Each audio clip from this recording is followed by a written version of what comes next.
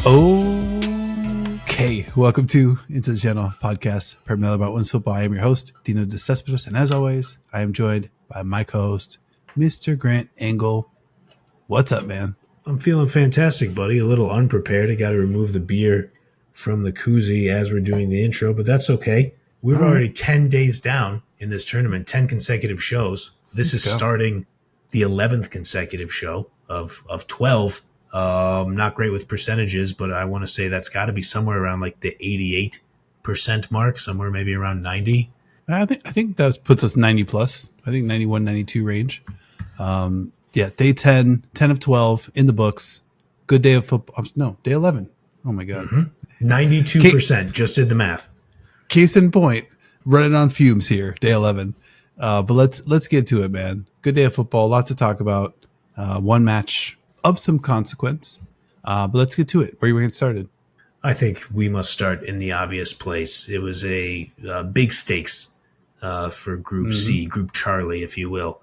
And it was definitely eventful. Let's go with Sweden 4, Germany 1. I mean, the first, it's coupled. One of them is the scoreline, obviously, a massive scoreline, and we'll get to kind of how we got to 4-1. But the other thing is the lineup. You know, we talked about it yesterday. What would the lineup look like? You know, I kind of put forward the idea from a game theory standpoint. Maybe you don't want to play all your best players, because one scenario that I talked about was you could play all your best players against Sweden and get your ass kicked, and then you have to go into the quarterfinals under those circumstances, and that's exactly what happened. It is, but now it's a weird thing to say, do you get a little bit bailed out by the early red card to be like, hey, yeah, we did play all our players. Yeah, we did get our asses kicked, but it's a freak red card in the 35th minute. You know, how are you gonna play under those circumstances? I don't think you get any relief at all, really. You know, it's kind of one of those things where you know, like sometimes where there's a boxing match and something nefarious happens, and maybe there's a punch like way after the bell or whatever, and the punch ends up landing, the guy gets knocked out, or girl, and it was illegal. There's a disqualification, but the person did actually get knocked out, and that does stick with you. So I think, you know, like the parallel is, yeah, you could say it, but, you know, they were down 2-1. You know, they just decided that defense kind of wasn't important today. And maybe they had in their head that all Sweden needed was a draw. And maybe they anticipated Sweden playing for that draw. But they looked totally unprepared from a defensive standpoint for sure. And now they have to deal with basically having played, you know, their whole starting unit and entering the quarterfinals with basically that taste in their mouth, of kind of having put their first team forward, and then that's the result that they're walking away with. Okay, I think that's fair. I wanna extend this a little bit. I know you're the Germany guy. You picked them to win this tournament, and you were already feeling a little uneasy after, you know, round 2 of these group stage matches. Mm-hmm. What if you're Germany? And maybe this is why I never made it far in athletics. But could we crank up this excuse in the excuse machine of, hey, that second goal, that was a freak weirdo goal with a weird bounce. Like, I mean, we probably shouldn't even have been down 2-1 to begin with. No, man. I mean, like, you know, it's 18-year-old Smila Holmberg who ushers her way in, powers the ball away in, you know, like, you know, drives the ball, like, whatever verb terminology you want to use, muscles the ball into the back of the net, you know, just off sheer will, you know. And I thought that goal was perfectly emblematic of what the match looked like to that point. One team really wanted it. One team sort of wanted it. You know, I thought Sweden wanted the game. They wanted to send a message. And Germany wanted to play a little offense, didn't really want to play defense at all. And the third goal, you know, you talked about the Wamser red card, which was pretty devastating. Because I think Wamser's been really, really exciting as a player, kind of stepping in. You know, obviously, you know, great save on that play, all but very illegal, highly illegal. how she saved the ball. Save. Yeah, sure. But the other point is the penalty kick, Friedel and Rolfo. You know, where you have Katzenberger, you know, kind of like delaying it, you know, turning your back to the play, kind of, you know, just playing little mind games. And Rolfo is just whistle, step up, bang. Like, you know, no, like no pomp and circumstance, just a run up and just cracked it. I feel like Katzenberger is still kind of bouncing, settling into the play and the ball's already like past her. It just was super emblematic of like the attitude that Sweden brought to this one. I think that's fair. Okay, I tried to give you some outs. I tried to give you some off ramps on why you could still have some confidence in Germany. But you're right. And I'll say, like, in my professional life, I often tell the union members I work with, look, if I screw something up, I'm going to be 100% accountable to you guys. If we have expectations of each other when we're like organizing events or like trying to get things done, so I'll be accountable to you.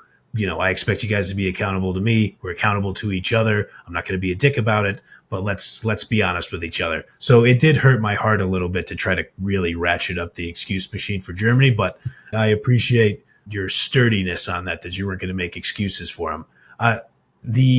I just can't believe Stina Blackstenius was that wide open. Can we just talk about that for a second on the first goal? Like, you're up 1-0. You get a good goal from Eula Brand. You're Germany. You look real good in those first 7 minutes. And yeah, I'm dying of thirst over here. Why was Stina Blackstenius? You mentioned Stina Blackstenius, and I immediately was like, let's celebrate. Okay, yeah. Stina Blackstenius is immediate grounds for a celebration in this household for sure. Rocking my understandable Arsenal sweater as, obviously. Of course. Cheers to Stina. Cheers to the football. Cheers to quenching thirst. Absolutely. I mean, when she receives the pass, I think it was from Zlani, I want to say. I think so, yeah. I was like, it took me, my brain had to compute. I was like, is she offside? But she was so clearly not even close to offside. I had to think about it for like a half second and then be like, nope, just completely alone in the center of the field. Yeah, that was wild to see. And that's the one thing you can't let Blackstenius do, is have space and have time. The book on Blackstenius, you want to crowd her, you want to kind of like make her a little comfortable, get her off her spot. We saw what she was able to do in the Champions League final when she's able to pivot, turn, find a little space. In this one, she had a ton of space and a ton of time and great finish. You're used to seeing Blackstenius. I don't want to say it's 50-50. She's a good finisher, but that one was clinical, zero chance for Berger to stop it. And a great response, after falling down 1-0. That was the other thing.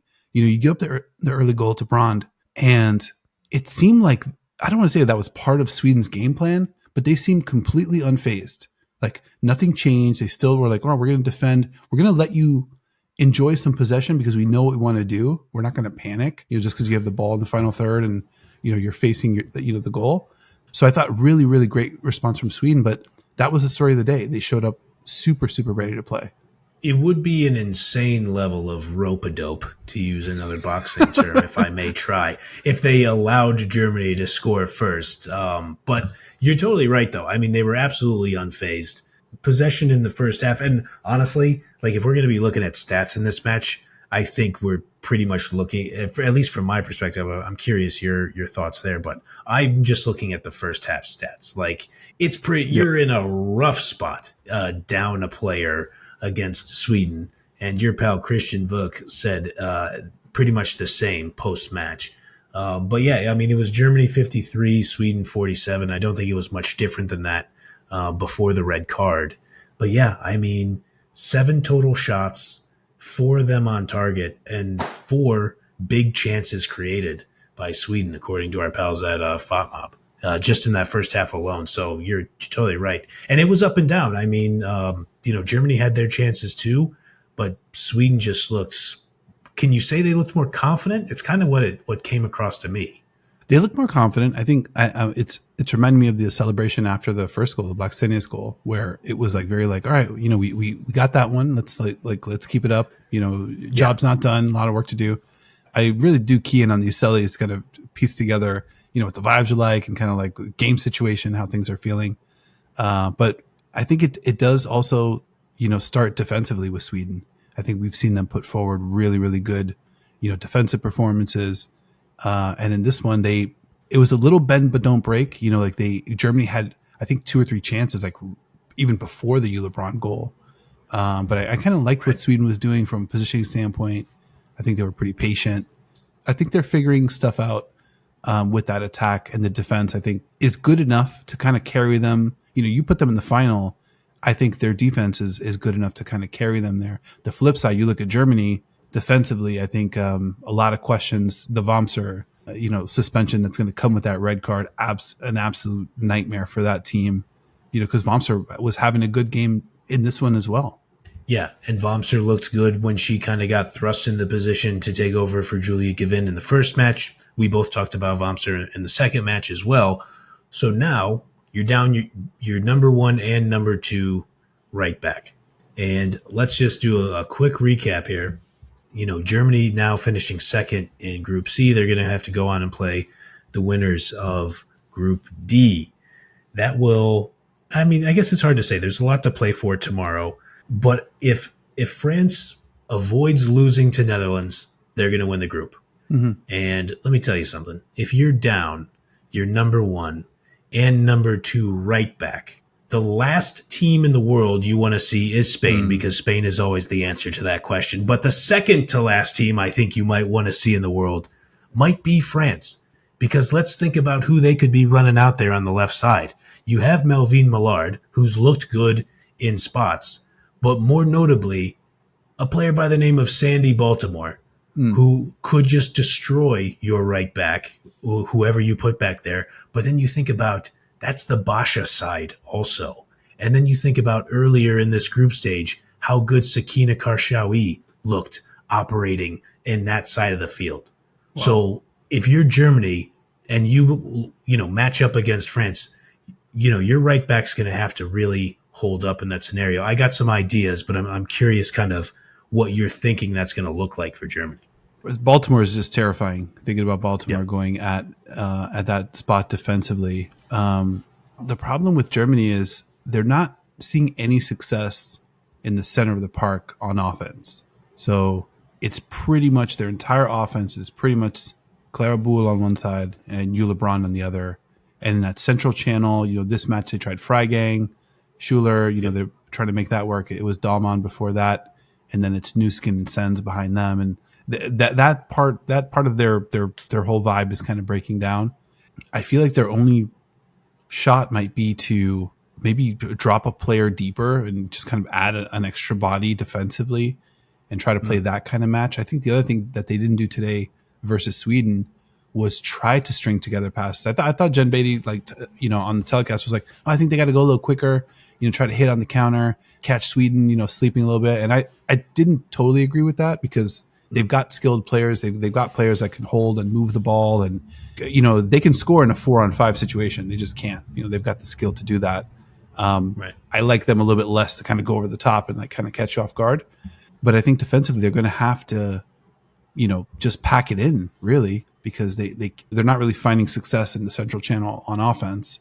So you might as well just kind of shut it down and really try to win a 1-0 game ultimately if you're playing that high-powered France offense. Yeah.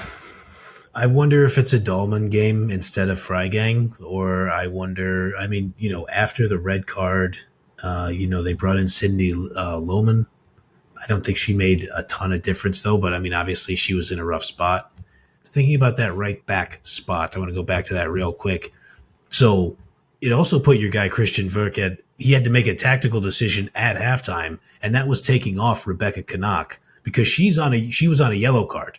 And so if she would have got another yellow and got suspended for, because her yellow wasn't in this match, but it's the 2 yellow card accumulation. If she would have got another yellow card after halftime, it would have been just catastrophic. Like, you cannot lose that many defenders going into the quarterfinals. So he had to take her off. He brought on Catherine Hendrick from Wolfsburg, 33-year-old defender, and she seemed to be occupying that right-hand side. By no means is she a bad option, but I was looking through FB Ref, our pals over there, the great stats keeping website, and she's mostly playing center back over at Wolfsburg. And the last time where I saw she was picking up appearances as a right back were the 2022-23 season for Wolfsburg, where she mixed in 6 appearances at right back between the Champions League and Frauen Bundesliga. Another option you have Sophia Kleinhorn. She had 20 plus appearances at right back in the 22-23 season also for Eintracht Frankfurt. And those 20 plus appearances, that was between the Champions League, Frauen Bundesliga, and even a couple matches for Germany sprinkled in there. So, she might be an option. Linder has played some right back. I think she was listed at right back around like 4 or 5 times in the 24-25 season, but she's your left back for Germany. Yeah. So I don't think you should move her over there. So go ahead. I'm following along with kind of where you're at. I don't think this team's got a shot.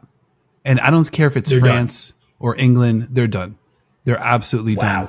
I think offensively, they can't hurt you through the center. Like, it's pretty much just Brand or, Clara Boule on the other side. We talked about Schuler, the limitations there. Honestly, it doesn't matter if it's Dahlmann. I think Freigang had an awesome season, obviously in Frauen Bundesliga. But I don't think that's her position either. Like putting her in the 10. That's not naturally where she goes. So I think this team is sort of cooked. If you can sort of like protect against, the attack from the wings, I just don't think Germany can hurt you. And then the defensive issues, even still, like all those names that you mentioned, huge limitations with all of them. Henrich, like we saw her really, really struggle at Wolfsburg at center back, so you put her here, like there's some cog in the system that's not really working to the point where we can really envision this team, even for me, reaching the semifinals. I just can't see this team beating another knockout team in the tournament. All right. So you're fully out. Okay. I'm out. On the record. I'm out. All right. Well, I'm sorry it ended this way. I will say there was that one Leia Schuler volley that was just wide of the right post, like in those first 10 minutes. That I literally stood up off my couch because that would have been a super sick goal. And you always wonder. Yeah, and like you always wonder, like, what if that goes in though? Does it change like her confidence? Does it change how she's playing, like moving forward? Like I sometimes, number 9s, they can be streaky that way. So I'm a little surprised that you're completely out, but it's not without merit. I mean, they were, to your point, they looked like they were in a little bit of trouble. Even if you could qualify the second goal by Holmberg as unlucky, well, they were still under duress in that point. So I think I understand your pessimism. Yeah, I mean, you let Holmberg drive all the way to that point.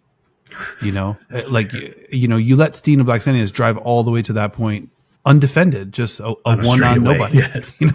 Like let's see. It's like I mean, right, it would down have been the more difficult. Autobahn. Yeah, it would have been more difficult if there was a couple codes out there for. But yeah, I don't think Germany can really hurt you, and I really do think that the confidence. You mentioned the confidence of what happens if the Schuler goal goes in.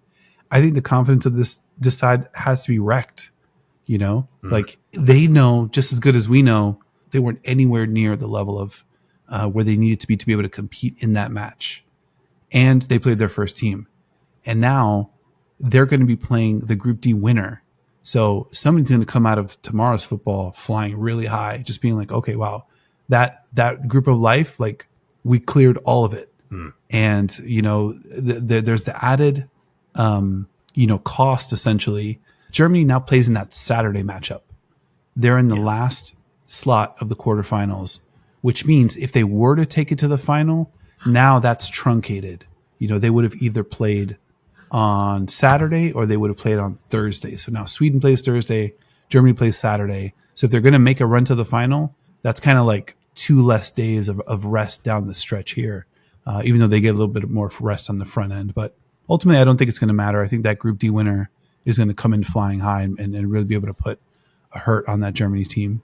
I could definitely see it happening. And, so if, let's say Netherlands beats France and England beats Wales, and let's say Netherlands does not beat France by 7 goals. They don't beat them by a touchdown.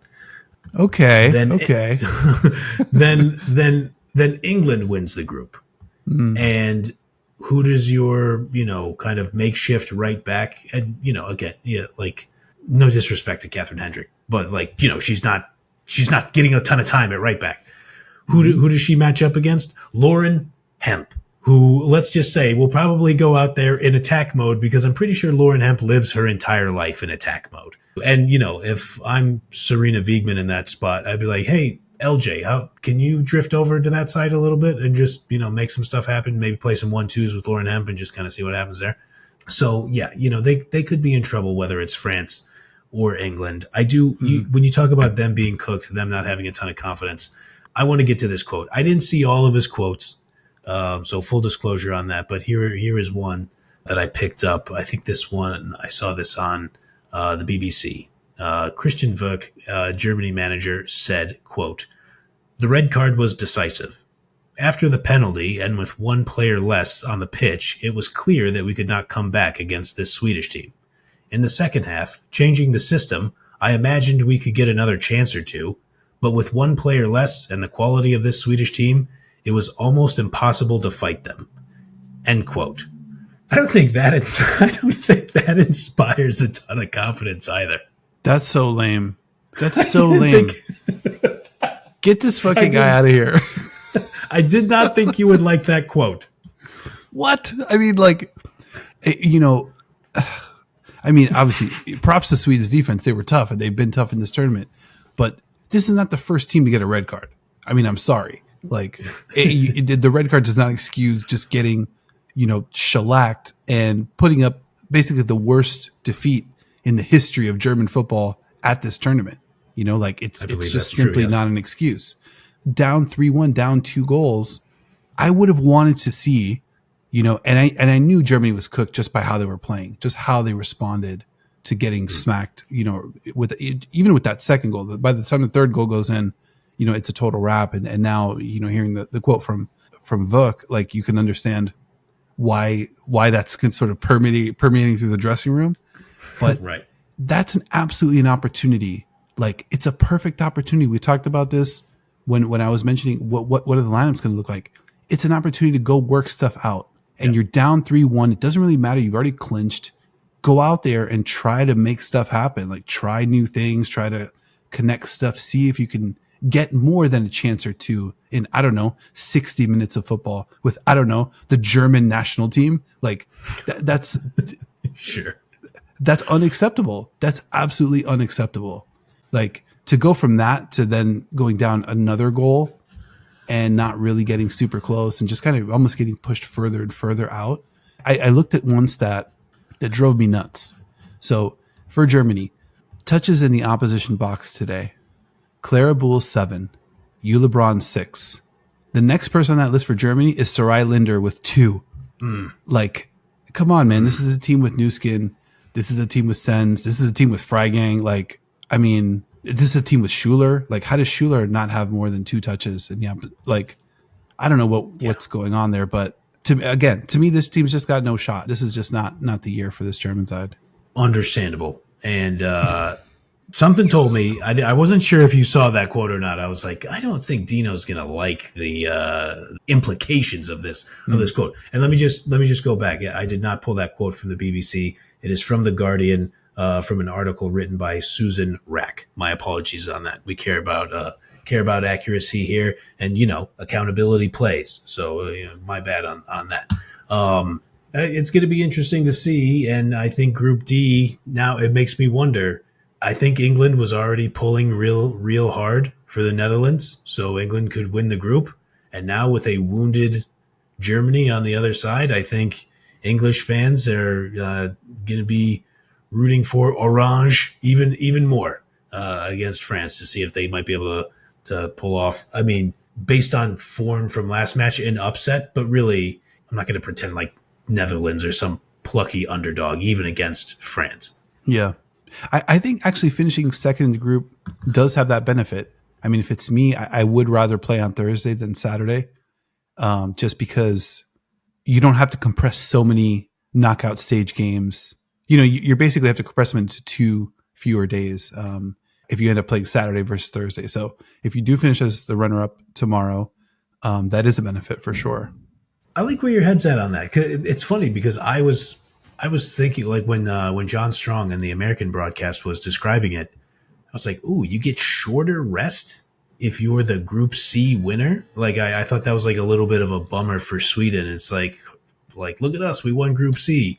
Now we have 2 days fewer rest for our next match, which could either be against the European title holders or possibly France or Netherlands. But it makes sense. I'm glad you kind of illuminated that for me, that you want the rest for the semifinal and the final. So that all makes sense.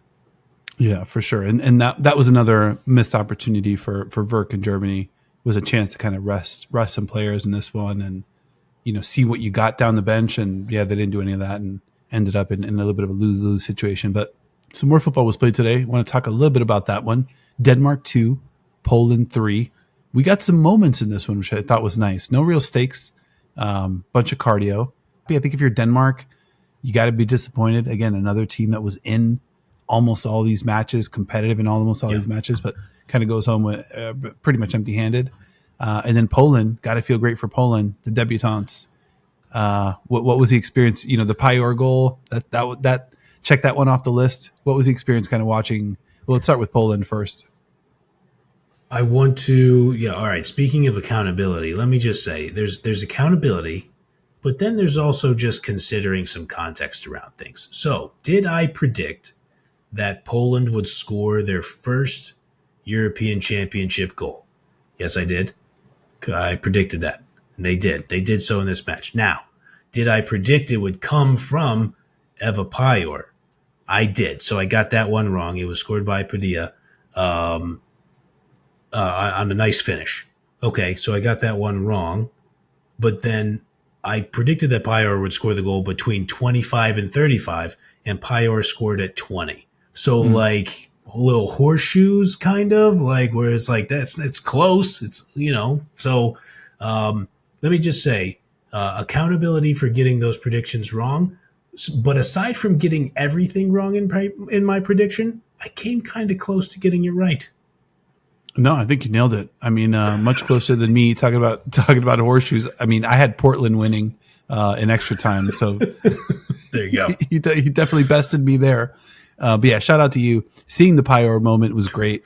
Seeing the Padilla moment and the Poland moment was great too. Just getting that first goal. It really, I mean, I hate to, kind of, we're in the middle. We're in the midst of an amazing tournament, but it did get me excited about what would that be, 2029 Euros? Just because I'm like, oh shit, we're going to have like, if Poland and Belgium and some of these fun teams kind of take another step up and kind of fill in some of those talent gaps, kind of like the way Switzerland did a little bit with that next generation. That next tournament's going to be a real banger because I want to say even in Nations League a couple of years ago, it felt a little lopsided. But I feel like things feel pretty balanced. These games are all pretty competitive, even when some of the big dogs are participating. But I don't know. It got me excited about looking ahead. And great day for Poland. Great day for Eva Pajor. And they get the win. That's super exciting. Yeah, I mean, it's great to not just get your first goal in the Euro, but to actually get your first points out of a Euro, to get your first result, and to have your legendary player, Eva Pajor, get the goal in there, wearing the captain's armband. She's 28, so yeah, in 4 years, she'll be 32 for this tournament. She'll still, I'm sure she'll be even more revered in that time, and assuming Arsenal and Manchester City don't win all the Champions Leagues for the next 4 years, she might have a Champions League trophy on her shelf. TBD there. But yeah, awesome for Poland. I think Denmark had some of their moments, like you said, they were in a lot of these games. I just would have loved to see more from Signe Brun personally, because we've enjoyed watching her so much in the Champions League. It was cool to see her get her goal, and she almost looked kind of relieved and had a celly after it, where she was just this is more like it, that I mean, she's a goal scorer. I wish we had seen it from her earlier, but that's tournament football. Not every team's gonna advance.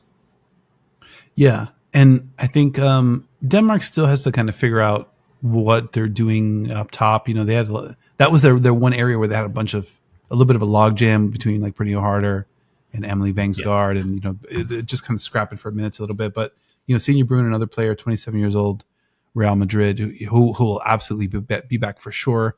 Great to see her get the goal. A little bit before that, Yanni Thompson, 59th minute, gets her goal. I thought Thompson, I think, had played really, really well.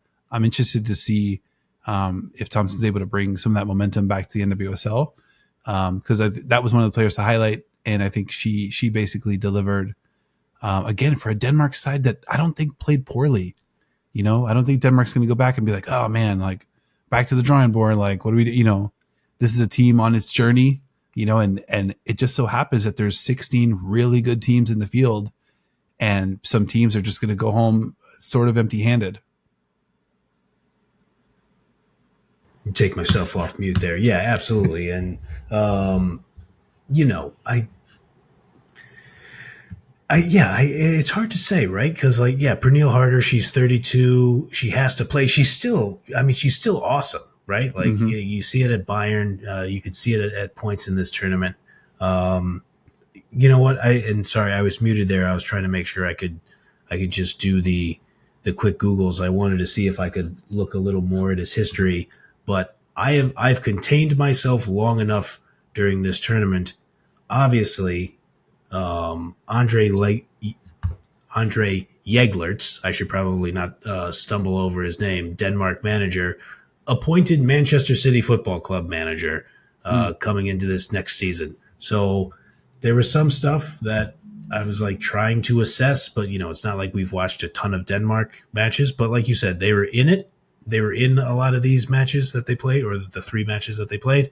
So we'll see. I'll be monitoring that situation closely. Let's just say. Nice. Yeah. No, that's fair. And I think Sydney Lohmann too, right? Was that announced that she's headed to City?